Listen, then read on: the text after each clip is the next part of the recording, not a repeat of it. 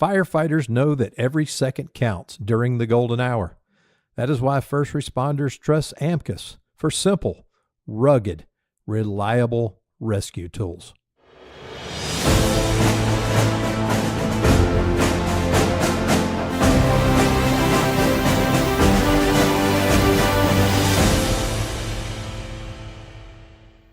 I want to welcome you all to Sons of the Flag Radio, brought to you by Fire Engineering Blog Talk Radio.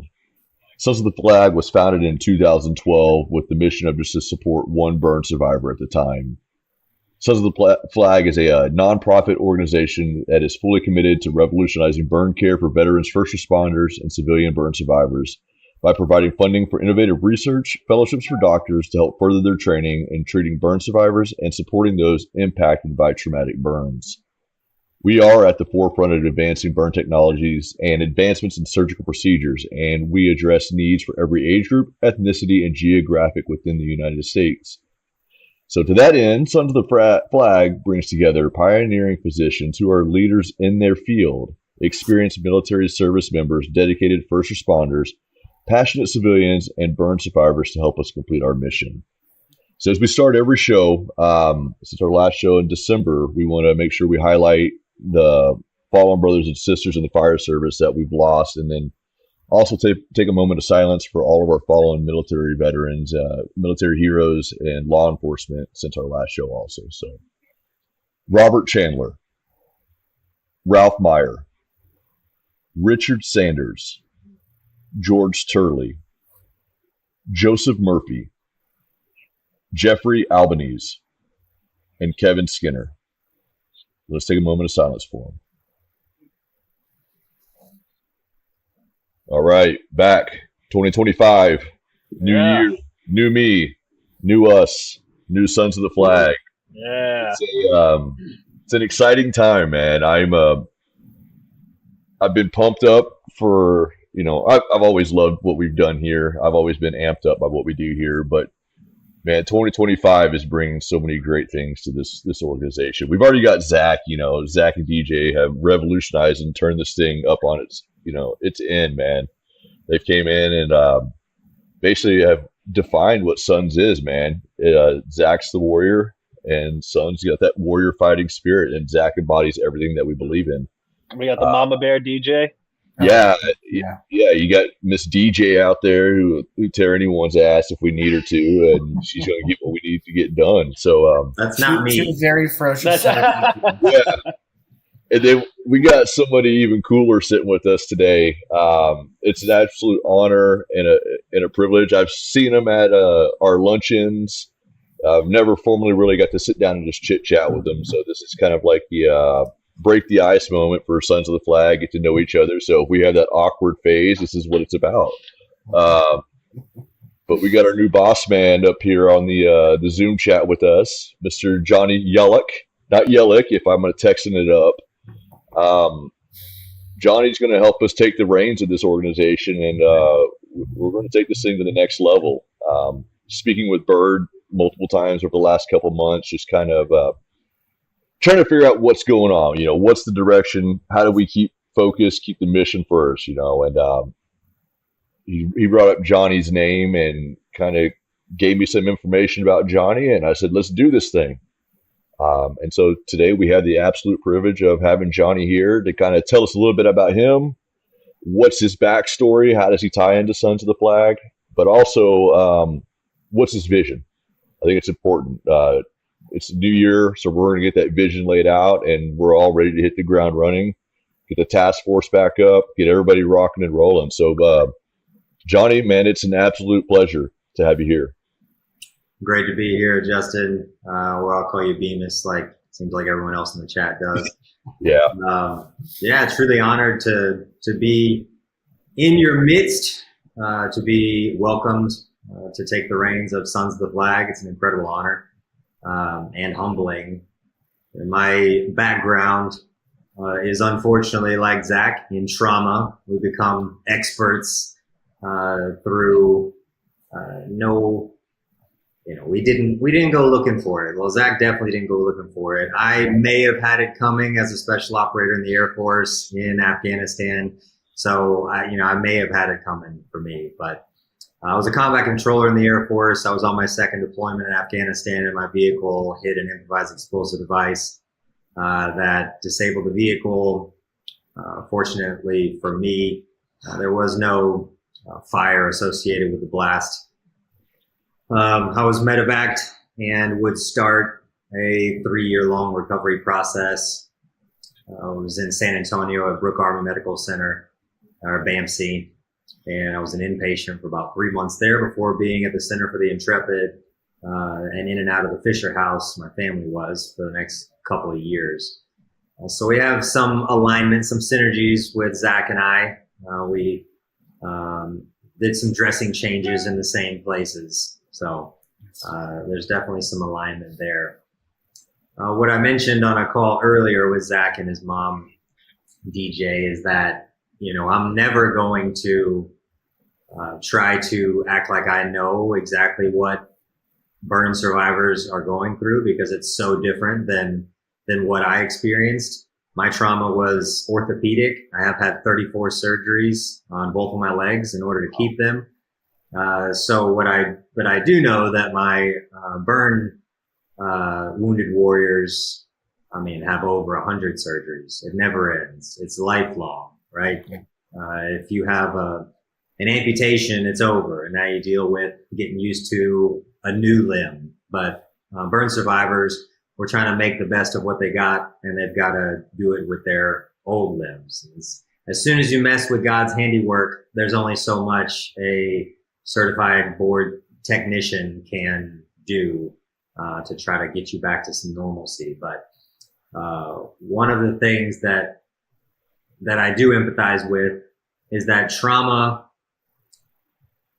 impacts families very, very differently, right? And unfortunately, too often it's negative. It can be so hard on families. You would expect that you have an injury, everybody shows up to support, and sometimes there's difference of opinions, and it can become less than a positive. But I think that what DJ and Zach offer to future burn survivors is the ability to meet them where they are and to reassure them, letting them know that it's going to be all right.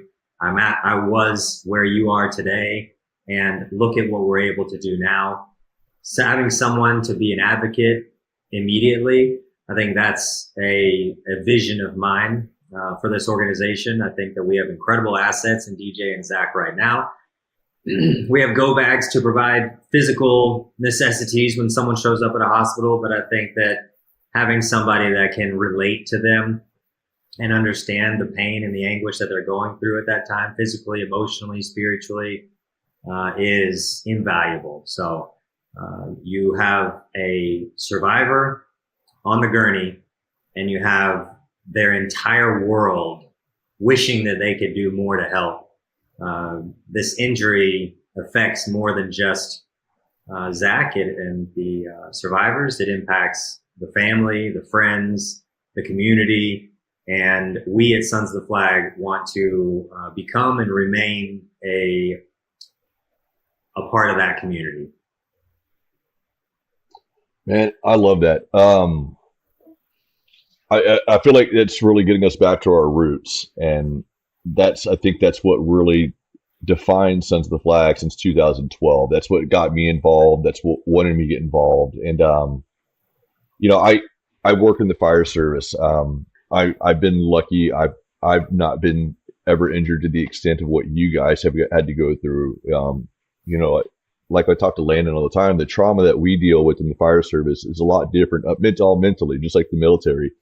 So our physical wounds are never seen compared to some of those that we have to help throughout especially through this organization. And so I think having that vision and having people like Zach being at the forefront of this organization, it sends the message that, like you said, we're not done, man. Our mission's to push forward, and between the organizations that Zach and DJ have, and that they're trying to change the mission on the fire prevention side, That's what we need. We need these guys that are at the forefront of this organization that are willing to take the reins and really push us to this next level.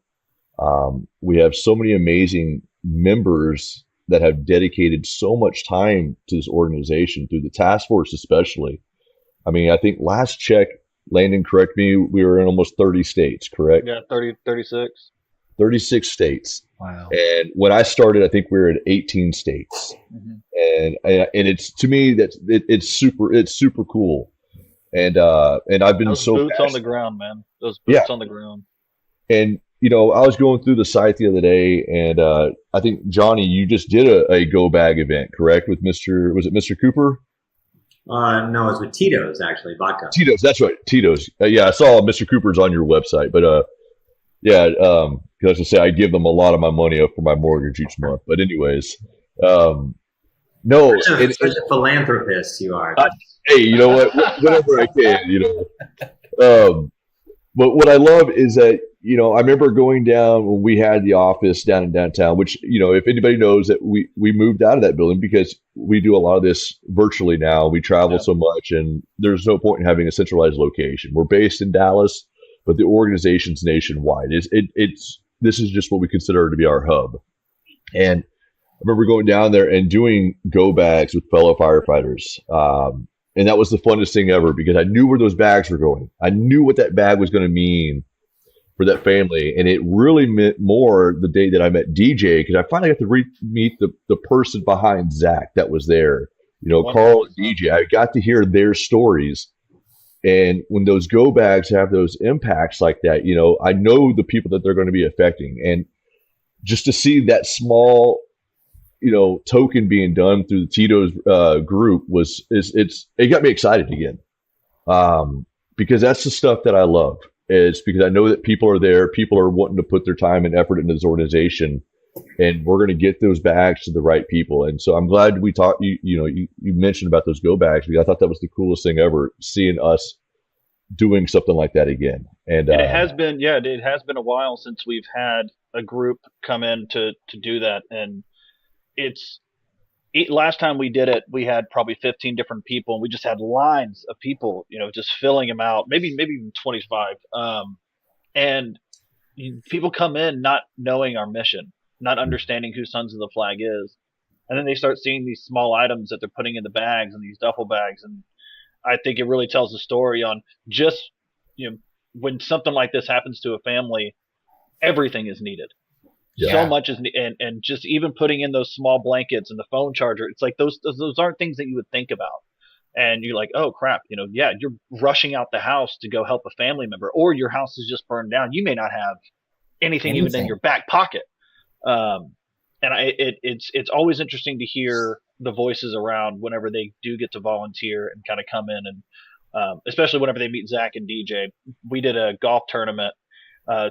Johnny, just to speak to your talking about the community, I had met Zach and DJ numerous times, and then we actually got to spend some time together in UT. But then I got to go down to their house and stay with them, and see the community that had supported Zach, and see what it meant for them, for us to be there. It's you could tell just even just the presence, and going around, and Zach, DJ, and I went around and just shook hands with the golfers there, and it makes all the difference. It genuinely does. Yeah, you can pretend to care, but you cannot pretend to be there. That's a great way to put it. That's a great way to put it. That's great. Yeah. No, and the best thing about these go bag events, this is just me, I'm a fireman, is having 20 firemen in the same room, because I can promise you not a damn thing's getting done. There's so much trash talking and shit talking amongst each other. It's amazing. But the worst thing to me as a civilian is having 20 firefighters in the room. You end up being our target. But every time. Also to speak to those go bags, like, I remember hearing stories from my parents of they were in their pajamas for 3 to 4 days, using whatever charger they could find. They didn't really care much about their own well-being as much as they did just being there for me. And so it really does provide a little sense of home to these people who maybe 100 miles, maybe 50 miles, maybe even more than that, can charge their phone, can put on, deodorant, can feel a semblance of normality whilst experiencing, a very large trauma. And so it's a beautiful thing that we're able to do for these individuals. And even kind of talking about the organization, you were kind of alluding to the doctor stuff. We have, I think, the best group of doctors tied to this organization. Dr. Levy here, at UT Southwestern, his entire group down here. And then, obviously Dr. Caterson. The group that we have is absolutely amazing. And the amount of time that they give to this organization, I don't know how to explain what it means, but it's a huge impact, and this is time out of their day and their career to really push the mission of what we're trying to do forward, and I think it's absolutely phenomenal. But what I love is, Johnny, you've got the history of the trauma, like you said, the trauma side. You understand the small aspect of what our patients and our recipients are going to go through. On the fire side, I deal with them in the field, from the point of contact to the point of release to the hospital. That's my extent when dealing with anybody that's had these types of injuries. And so we don't have the full story. We don't know what's going on. I think that's what a lot of us in the fire service is our biggest problem, is that we don't have that information. I know personally, when I was riding the box and doing a lot of these calls, I didn't want to make it personal, but it ended up being personal, because you want to know, man, did they make it? What's their status? Are they living a quality of life again? And I've always found it was really rewarding to finally meet people when they got out of the hospital and you came back and talked to you and like, man, hey, I'm here because of what you did. And to hear, people like Zach and the others that we have helped down the line, to see that, yeah, they did make it. I know Chief Stevens, who was involved with Zach's process, and to hear the wondering on their side, was Zach going to really make it? And to know that an organization like us was there to help them and to get all involved with this entire process to get Zach to where he is now. I don't know how you wouldn't want to be a part of something so massive and so moving. And, this fills that gap as a firefighter that I need to see the outcome that we all desire. Well, and this isn't the first nonprofit that you've worked with, Johnny, is it? You give us a little bit of your backstory on the nonprofits that you've worked with, and even your speaking, which is more. You can dive into JohnnieYellock.com for more information on that. Yeah, I got it yesterday. That's a nice plug there. Yep. So the most consistent thing I've done since getting out of the military is public speaking. So I've been able to travel and do a little bit of that. Find out more at JohnnieYellock.com. But I've been blessed to have made the decision to get out of the military. I was given the option of staying in and doing a different capacity as a combat controller. I could do research and development stuff, or I could work in recruiting and training. I realized that God had a different plan for me, and that if I couldn't do everything, couldn't take the fight to the enemy, that I didn't want to do any of it. So I pivoted, made the choice to retire from the military, and was immediately presented with an opportunity to serve. And that's the thing about all of us in the service industry, is that you either have a calling to it or you don't, and it doesn't matter what uniform you're wearing, you're going to answer the call. So when I got out of the military, I took off the uniform, but I'll never stop serving the American people. I started working for an organization out of Houston that was building specially adapted homes for wounded warriors. I was their veteran liaison, so I did pretty much what DJ Sutterfield does for Sons of the Flag, being that familiar voice that people can talk to relay information throughout the home building process. I also worked for a nonprofit out of Florida that was doing recruiting work. So I was, once again, the liaison, the middleman between service members exiting the military and placing them in civilian jobs and management positions. And then I started an organization that made custom fit cowboy boots for wounded warriors and first responders, and was the executive director for them for about 7 years. So, most recently I worked for another nonprofit out of Dallas that focuses more on political stuff. So I kind of went away from the veteran space, and luckily God oriented me right back to where I'd love to be, which is, I've known Birdman for probably 6 years, and but for the past 2 years, I've had a keen awareness of what Sons of the Flag has done. In the last year, they started talking about bringing me onto the board, so I paid attention more. And then to offer the opportunity to lead the organization again is just kind of divine intervention. Because right when I was looking, so were they. That's awesome. Isn't it funny how life works out that way? I'm, again, just fortunate to have so many holy incidents that have taken place in my life that it's not even funny. It's just, it's remarkable, you know? Well, it really couldn't come at a better time, not just for us, but it seems as for the country as a whole. I mean, you know, not only just the fire that happened in Houston, which has 3 injured firefighters, but, you know, the California fire, it's really at the forefront of our nation right now. And, you know, even with the hurricane in North Carolina, America's hurting, and there needs to be some voices out there that are saying, hey, we got your back, or, you know, as Bird said to Zach, I got your 6. And there's a lot of people out there that, you know, we need to have their 6. Bemis, do you want to give us any of your thoughts on the fire out there? Have you spoken to anybody? And what's the buzz in the firefighter community like?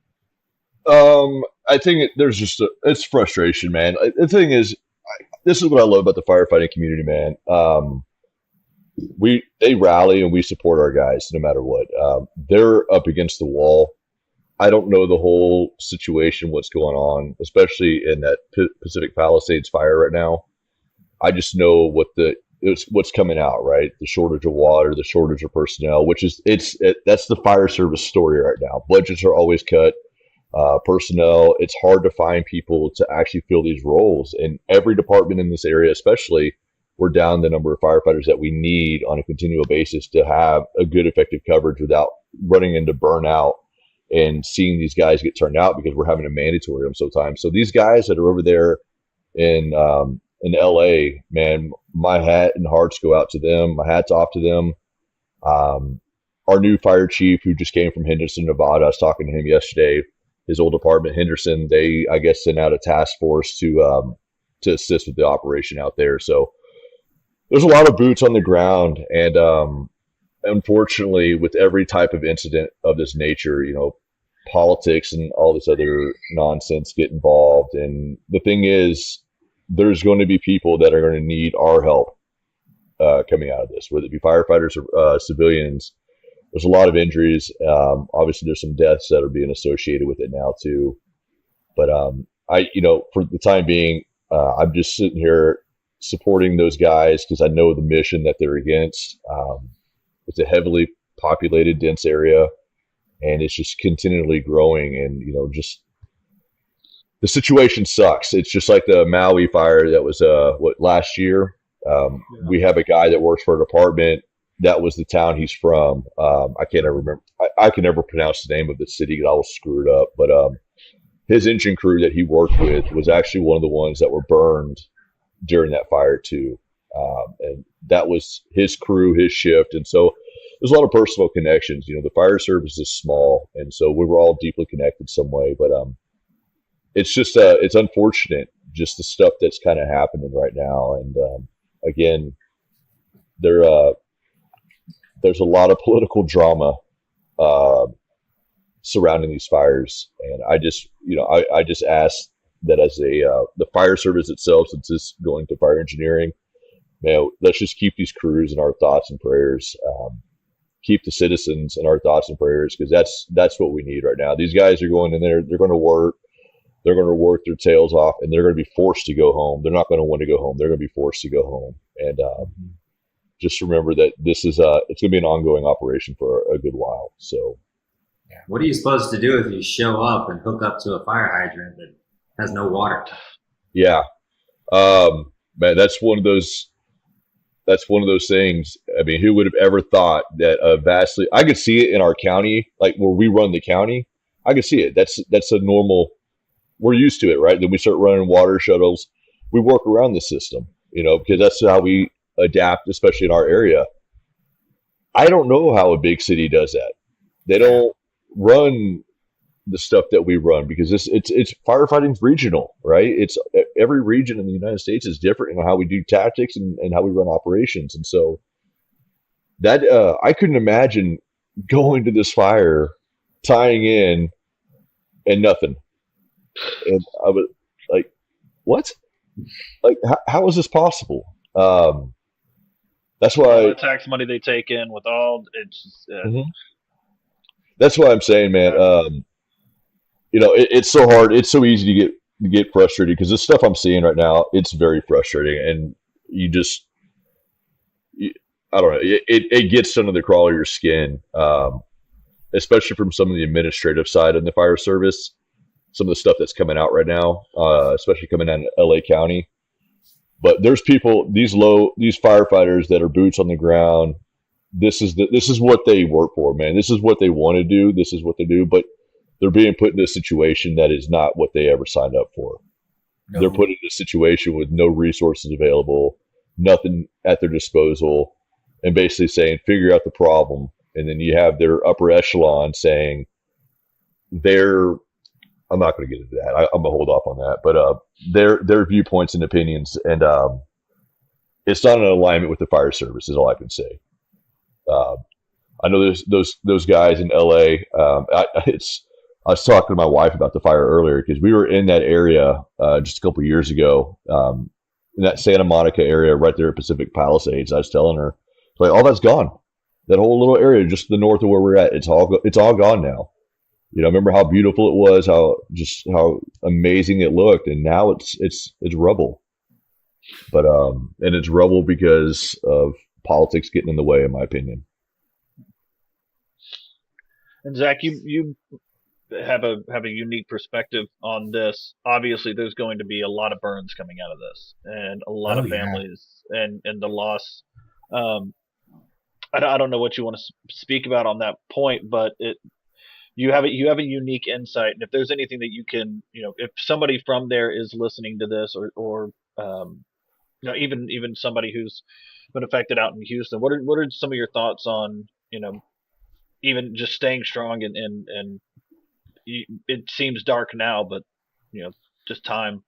I'd say a few things. I think one of the most important things to remember when you're going through a travesty as large as this is, that airplane rule of it is okay to put your own mask on first. You got to take care of yourself to take care of others. And I hope that if there are any firefighters that are listening that are battling this fire, that they're taking a moment in time to really collect themselves, to take care of themselves. Because these guys, I know if they could, they'd probably work 16, 18-hour days, but you can't work that hard and then do it again and again and again. So I'd say I hope that these people are taking care of themselves. I hope that they're finding a sense of community. It's really hard to find community when you've lost your physical community, right? But I'm hoping that there's groups or local churches or YMCAs that are opening their doors and saying, hey, let's all come together, let's talk, let's be together, let's find a semblance of normalcy in this. And so I'd say to anyone that's affected, don't be afraid to reach out to your friends and family. Find your community where you can find it, to those firefighters that are on the front lines, that are battling this. Remember to take care of yourself too. They're doing a real selfless job. And I think it'd be easy for them to get bogged down in the bureaucratic rigmarole that they're probably dealing with. But I hope that they know that there are tens of thousands, if not millions of Americans that have their back right now and are cheering them on, sending them praise, praying for them. And, as much as it is, they probably feel alone. They have a nation behind them that is rallying with them. And so I'd say to anybody listening that's affected, just find your community, sow your seeds where you can, build around what you can with the people that are with you. And I think that's really important in times of trauma and strife. 100%. And Johnny, just to circle back around to Sons of the Flag and kind of our mission, we had a call earlier today with the board, and we were talking about the past, present, future, and kind of where we want our scope to be. This isn't the first big fire. It's not going to be the last. Certainly, we're dealing with this all the time. What are your thoughts on where Sons can come in and what our vision is for the future if this ever happens again? Like what's our boots on the ground kind of mission looking like? So you just pointed it out, what we talked about earlier, right? I think that in order to have the most impact, we have to be really good at a couple of things, not be decent at a lot of things. So my goal for 2025 is to simplify and streamline our mission. And I'd see us doing that. And again, we'll have more discussions about this. But past, present, and future, as you said.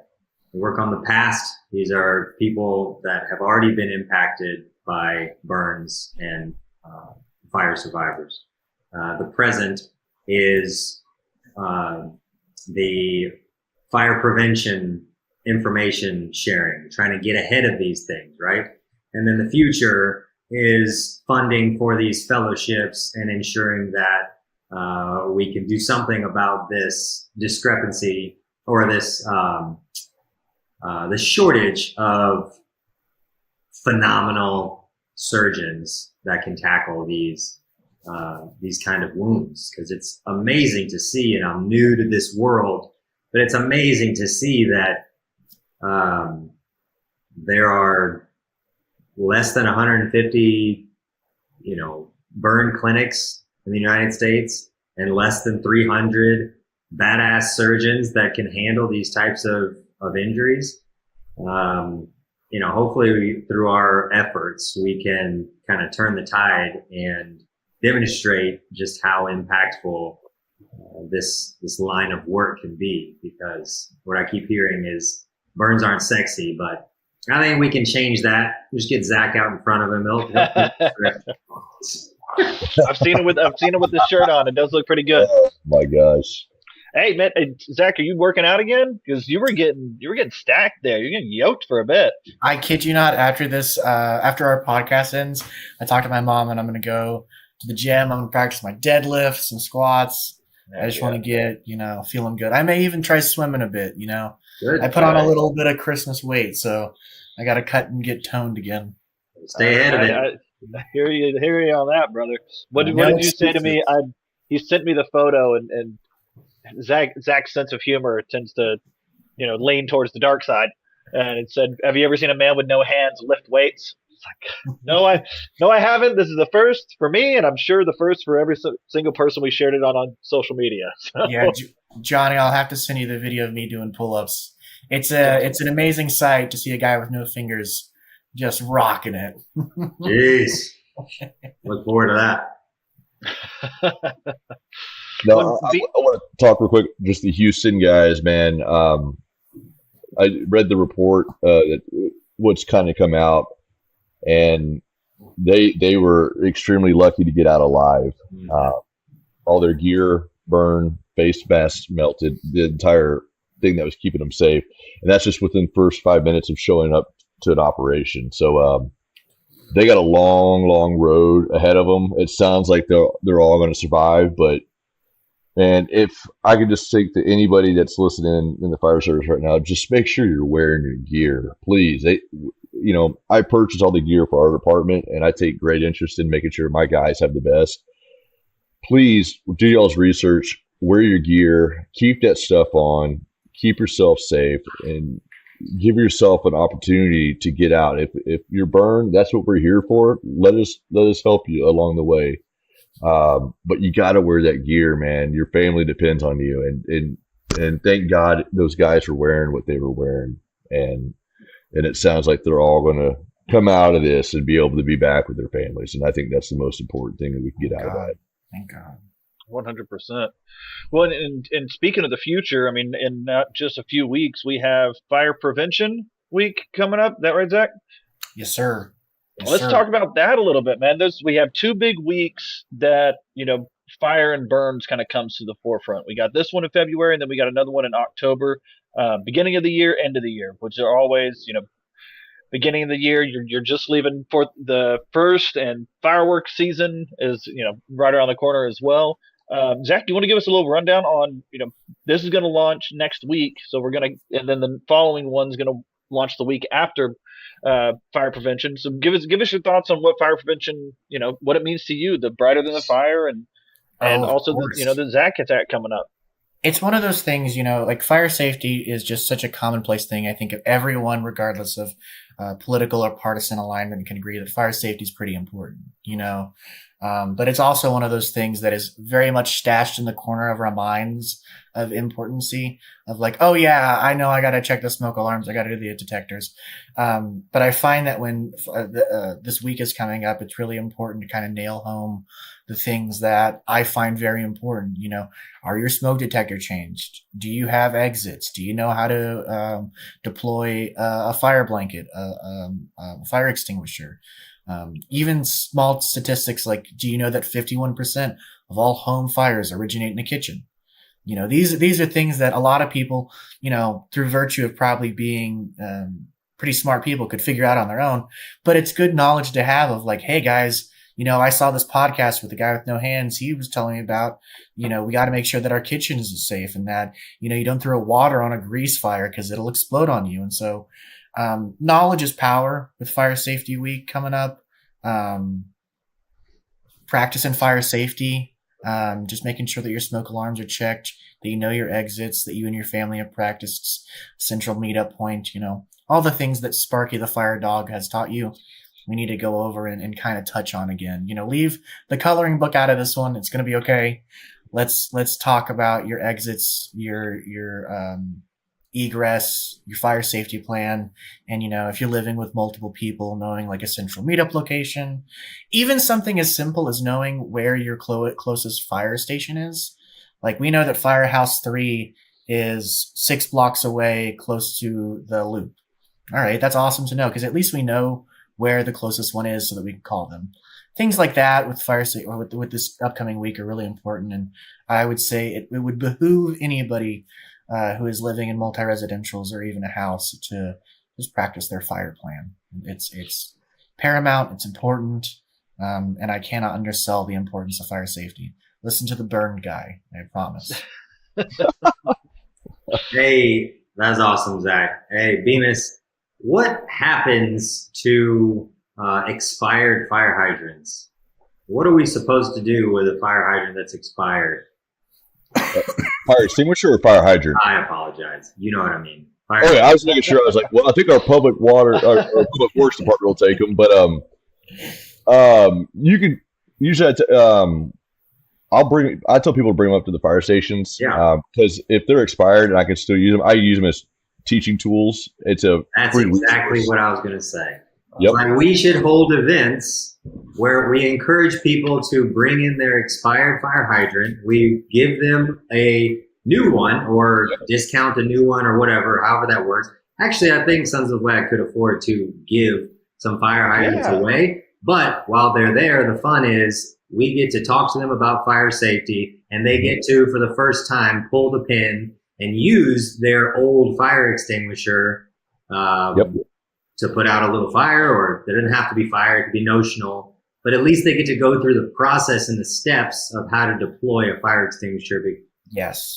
Because most people have never done so. Huge.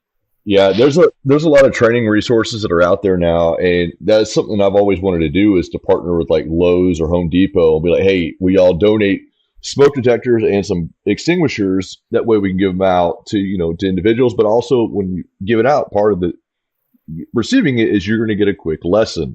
You don't just get something for free. We're going to give you a 5-minute lesson and let you go through the process. I want you to understand And so I tell people all the time, bring them up to the station, bring them to my house. If you can't bring them to the station or nobody will take them, bring them to me. I'll take them to my house, and I'll take them up to the station because I use it for our Citizens Fire Academy. I'm building a junior firefighter program right now, so all these kids are going to get this information, and it's huge. I know Lion and Bullard, they have a great product that teaches people how to use fire extinguishers. It's an electronic based setup, but it teaches you how to pull, aim, sweep, and squeeze and sweep. So it teaches you the steps, and you have to actually do it the right way, or the fire won't go out. It's a digital setup, but it's a great way to get a point across to get people using an extinguisher in a controlled setting. So, no, I think that's a huge idea, and because it helps people also get rid of stuff that they have that need to get rid of. Because most of these extinguishers, just because they expire, doesn't mean they're out of service. It's just their shelf life is gone, and we can still do something with it, and we can show you how to do it. So I think those expiration dates are to cover the manufacturers. So if pull the pin and it doesn't work, it's not my fault. We put the date on there. That'd be an awesome extinguisher exchange kind of thing, like sponsored by Sons of the Flag and Lowe's. That'd be pretty sick. That'd be cool. That'd be a cool program. You could also have a demonstration where you pull the pin, you step back, you do the sweep, you do all this stuff with this, or Zach shows you. You just pull this red tab and put a blanket over it, and you're done. Yep. Yeah. Which we did the blanket has been at the forefront of DJ's mind for quite some time now. And when we were down there, we did the blanket deal, and even Zach, with one hand, he was able to do it like immediately.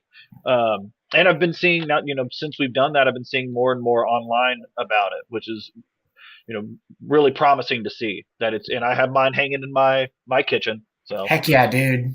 No, go show me. That's saying right by the stove. Huh? Well, show me. It's actually that red thing right there. Right. Nice. That's another thing that you should be aware of, and I think Bemis can correct me if I'm wrong here, but a common misconception is you want the blanket like right by the flame, but it seems to me that shouldn't it be like just away from where the flame would be, so that you don't have to reach above the fire. Grab your fire. Hang it to the left or the right, maybe a little. Mine is sitting on top of my refrigerator, away from the stove, so that I can go to it and And if you watch the demonstrations, they work like a freaking charm. Yeah, they work so well. Yeah. Well, what does fire feed off of, right? Like it needs air. Fear. Fear. Oh, no, air. Yeah. It feeds off of air, right? So if you're able to suffocate it and get it, Johnny, I really like that. I'm but if you're able to suffocate it, that reduces the risk of burns in a home dramatically. And if you're able to deploy it quick enough, soon enough, then hopefully you can limit the damage of the home, the damage of any property, and most importantly, injuries to anybody in the kitchen with you. I mean, because we're using these things on electric vehicle fires now. We have these large blankets that we're using to help suppress those fires. But I'm with Johnny. I have my extinguisher in our kitchen. It's underneath my sink. It's in close proximity to where our stove is, but it's not near that stove because I don't want my kids or my wife having to reach across to try to grab something, especially if those flames, or God forbid somebody throws water on a grease fire and it's now that blanket's compromised because it's in that path. So I think it's a great piece of information to definitely remember. But those products, I think Landon that you reached out to me asking if I think it was you that asked me if they're actually legit products, and I'm like, absolutely. Oh yeah. Whenever I first started hearing about them, and because unfortunately in our social media kind of strewn world, you don't know what's gimmicky and what actually is legitimate. Well, and that brings up a little bit somber note. I'm sure y'all heard about the lady on the New York subway who was just, and to watch the video of so many people just standing back and filming and nobody having a clue on what to do or how to help, not knowing they could have taken their shirt off and at least tried something. and like Zach says, it's not just about it's about fire prevention, but understanding what fire can do, and understanding how it moves, and the lithium batteries. Like I didn't know until we did the Zack Attack thing until I interviewed them, how many fires are started just because of lithium batteries.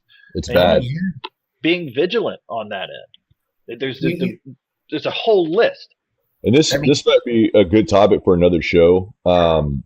Is talking about that, but the UL side of it, because I don't like to buy, and I stress to my wife, we don't buy anything for our house that's electronic based without having that UL stamp on the back of it, because I know that it's been trusted and verified and gone through their process. Because what ends up happening, everybody's buying this stuff from China and it's not UL regulated. It doesn't have to be. Can you describe? Can you explain what UL is? Underwriter Laboratories, they do all the testing for a lot of the electrical, anything that's combustible is easy to say. It goes through the UL process. And like I said, I would love to have a conversation. We could do a whole show about the testing and some of the data that's coming from their testing recently, because we use a lot of it in the fire service now to kind of dictate our tactics because of the information that we've been able to gather through them. And I think it's important when you start looking at these scooters that people keep putting in their homes. I won't let my wife and kids charge these scooters in my garage. They have to charge them out there on the back patio. Even though they are the UL tested, it's like, hey, I want them outside. And here's why. It's not because I'm worried about the flames. I'm worried about the off-gassing. That's the thing that's going to get people, is that off-gassing process. And so being aware of that, these golf carts, we have a lot of calls up in our area for golf carts that are off-gassing in garages. CO alarms are going off and nobody knows what it is, but it's these golf carts batteries that are sitting on charger all day long, now off-gassing. And so you have all these products that are out there now, and so it's easy to fall into the gimmick line, right? You see it on social media. It's a sales gimmick because the guy that's on there has got a full beard trying to sell it in some fire gear. But in reality, it's actually a really solid product. Yeah, it's a really solid product. But like I said, you got to get past the gimmick side of it, and having that data out there, and especially if it's a UL verified or if it's gone through some sort of third-party testing that's really tested and made sure it works. I think it's huge, and I think it's worth having the conversation over those products and making sure that people do get those products in the houses, especially low income. That's my biggest thing. Smoke detectors and fire safety products inside their house, either be an extinguisher or a blanket in these low incomes, because those are the ones that we typically see having the most problems. 100%. So, yeah. Johnny, I know you got a hard stop at 3:15. And maybe we can jump into Zack Attack another time because we're already coming up on nearly an hour. I don't know, as much as people like to hear our voices, some of them are probably already dropped off. So, but Johnny, do you want to give us any kind of summary of just mission statement, and just really your closing thoughts on this? On our website right now it says, we're making a statement through impact, right? And that kind of goes back to what I said about you can pretend to care, but you can't pretend to be there. So Sons of the Flag is going to be an organization that actually shows up, whether that's a phone call from DJ. And my goal is to have 10 DJs by the end of the year. That DJ, trains and coaches up and provides them the resources so that when these firefighters' families who are all struggling down there in Houston are trying to figure out what's next, they have somebody that's been through it recently and they can talk about it. It's likely that the firefighting community has those resources, but most people that are burned are not represented by a community like that. So I think that Sons of the Flag can fill a huge void there. Just excited to think out of the box this year and to focus on the survivors more than anything. And I think that in doing so, we'll increase awareness and we'll get more people across the country excited about the organization, which is going to lead to greater fundraising, which allows us to do more incredible things for burn survivors and for the fellowships to ensure that they have the care moving forward. Hell yeah. Rock and roll. You should be a public speaker. That was amazing. Have you been to his website? Oh, yeah, thanks. Don't worry, Landon will send it to you right before you talk to him, so don't worry. Hey, I gave you a day. I know. If you couldn't go through it in a day, that is not my fault. All right? That's on me. No, you're good. You're good. Everybody's walking around with a personal computer in their pocket, so the work never stops. Yeah, so, the first call to action is very simple. If you hear about it, talk about it. We have several events throughout the year, Sons of the Flag. That's where people go out of their way to get in their car to drive to an event to hear all about what we do. What percentage of those people get back in their car, drive home, and then start talking about what we do to other people? That's what we need to encourage more people to do. We need to hear about it, talk about it, because the more we can encourage others to share our mission, again, the more we'll be able to grow the mission. Love it. Rock on. Love it. Bemis, Awesome. Zach, any final thoughts before we do our closer? Are we going to close in a song? Zach's going to sing. Yeah, I'm a karaoke master. Get ready for some good old Kiss. Bust out the bongos. No, I'm just excited. I truly love this organization. I'm very passionate about what we do. I can tell all the people all the time, I don't get to get as involved as I used to anymore now that I'm on days. But being able to do this show, being able to sit here and talk with Lane and Zach, and now that have you a part of this thing, Johnny, it's going to be so much fun. I love the task force. I love everything that these guys do. I love everything that we stand for. And again, I just love our mission. I love talking about this organization.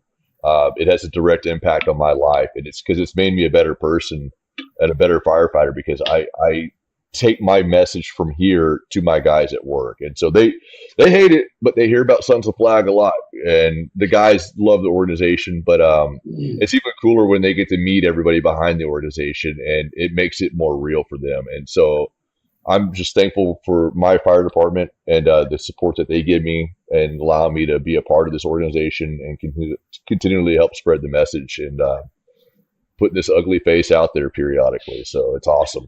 Just cover it with a dot. One of the things you mentioned earlier, Justin, and it's very similar in the rescue community, is that you don't often get to know what happens after you hand off the care. So maybe that could be something else that Sons of the Flag could help with.